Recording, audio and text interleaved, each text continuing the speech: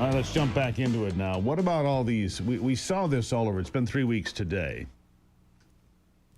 since our friend and colleague, Charlie Kirk, was gunned down and murdered in public in front of 3,000 students, Utah Valley University. Shocking to all of us. I was live on the air when his death was announced, having spent an hour covering the story as it unfolded. Tough place to be. Tough on my 20-year-old, tough on my wife, tough on all of us, tough on a lot of people. And yet, we then turned on social media. We get on the computer, and suddenly there's people dancing and celebrating and seeing how wonderful it is. Charlie Kirk's talking out his neck. Just horrible things said. And then we find out some of these people are, people that work down the street or live around the corner or teach our kids. Sarah Parshall Perry is the Vice President, Legal Fellow at Defending Education. She joins me now. Sarah, nice to have you back on the program. Thanks for having me back, Steve. One of the most powerful events I've ever, maybe the most powerful spiritual event I've ever been to is Charlie's memorial in Phoenix. And it was incredible.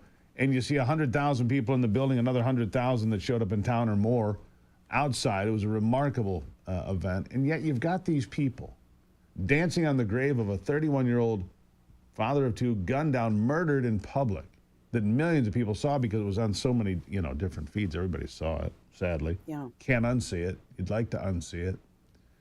But these teachers, you say that you find that to be unfit. I don't disagree with you. Unfit to stand in front of a room and celebrate the death of a young man murdered in public for what? Having a different opinion?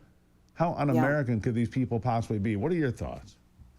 It's interesting. There's a difference here between what is right and what is legal. And unfortunately, our First Amendment jurisprudence protects individuals unless they are in front of a group of students, standing in front of the class in their own official capacity, saying, I'm glad he died, more should die. One teacher, in fact, actually played a video of him for the class being assassinated and then proceeded to essentially expositorily sort of expound on exactly how bad of a person he was. Within that context, that individual was legally and rightly fired. There is no First Amendment right to get up and speak as a government employee and celebrate murder in front of a room of impressionable minors. But a lot of these teachers are getting on social media and they are exploring sort of all of the parameters of how much they can celebrate without actually being fired. Well, many of them, I think, are finding out, and rightly so, that they are in fact unfit to teach. We expect a lot of these teachers unions to come back and fight them. We expect the ACLU to come back and fight these firings. But what is moral here, what is right here, is that these individuals are unfit to get up in front of a room full of impressionable minors, celebrate someone's murder, and especially so someone who championed the cause of free speech, which in fact turns the entire narrative of Charlie Kirk being a Nazi or a fascist utterly on its head. Yeah, what is the pinnacle of being a fascist? Sarah, I'm going to answer my own question here. The pinnacle of being a fascist is to murder somebody for speaking an opinion you don't like. That's the pinnacle of being a fascist. So they murdered Charlie Kirk for his point of view, for his First Amendment rights, and then call him the fascist after they murdered him, just like any fascist would do. It's just, it's remarkable, isn't it? It really is. And we have to really view this within the context of the fact that these are public servants. 90% of America's school kids are sent to public schools. And most of that is all determined by zoning, right? Wherever you live determines where your child, where your son or daughter actually goes to school. We can't relegate the decisions that we make within the context of where we're going to live to ultimately say, I'm going to subsume or divest my rights to be able to oversee my child's own upbringing, their moral development, their character development, simply by a function of where we've decided to live, because ultimately the teachers in America cannot be trusted. And I want to be very clear here. I'm not speaking for all teachers, but there is a disturbing number of teachers, especially so in middle America, who have taken to social media and public platforms to celebrate this murder, this assassination, and ultimately called for more assassinations for any individual who aspires to hold conservative perspectives or Christian worldviews. That is unacceptable in the modern American discourse, and it's not the way a pluralistic society is supposed to operate. No, it's not. And, you know, I sit here and I see this happening, and I'm wondering, how did these people become so hateful? Because look, I'm not a Nazi, but I have to say this almost daily now. I'm not a Nazi. I'm not a fascist. I'm not a white supremacist. I could be a Christian nationalist, I suppose, because I'm Christian and I believe in America. So I don't know what Christian nationalist is exactly, but maybe that is me. Does that make me dangerous? No, it makes me a good damn neighbor is what it makes me.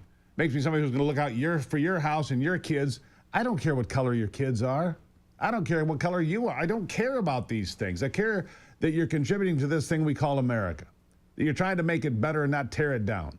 That's what we're supposed to be doing. And yet these people, lots of these educators, whether it's at the high school level, certainly in college lecture halls, try to tear the place down every single day. What kind of discipline does it take to hate America and to hate your neighbors so much every day? You know, here's the problem is we've heard the left for so long, decades now, paint anyone of a conservative perspective as being a Nazi and a fascist and a white supremacist, that you ultimately raise the temperature of the rhetoric in the nation and you give individuals who are already sort of progressively aligned and potentially mentally ill or have things that they're dealing with internally, you give them a moral imperative to act to essentially eliminate what they now view as an existentialist threat. That is a major problem in this country. It's not one that the right started. It's not one emanating from conservative corners of the movement. It is ultimately coming from the progressive movement. And we've seen it too long from the leaders in Washington, D.C., from the White House all the way through Capitol Hill and beyond. That is part of the problem that we're now dealing with at the grassroots level with our very young, impressionable children. Yeah, here's my concern, and I've made this prediction a few times, and I'm going to say it again now. My concern is that ordinary folks are now going to be targeted. And what I mean by that is that some schlub is going to be walking down the street with his red hat on, and he's going to get shot for nothing more than that. He's going to get shot for wearing a red hat that says "Make America Great Again" because he voted for a different political candidate, had a different political point of view than the guy that kills you. It's coming. I mean, we see the attacks on faith, we see the attacks on politics. It's coming. It's just a matter of time. I'll give you the last word.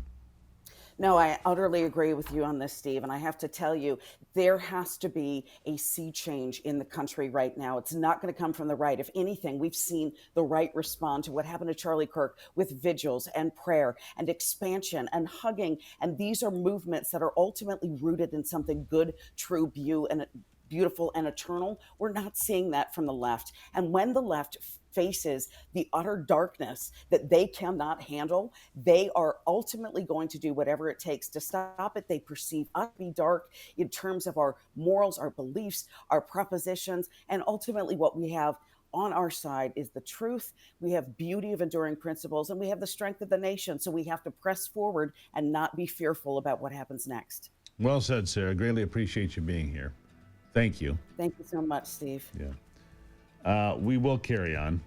We will. And we will speak our truth fearlessly. It's what we do. It's who we are. And no, I am not the problem. I'm just a guy down the street. I'll be right back. It's the Steve Gruber Show.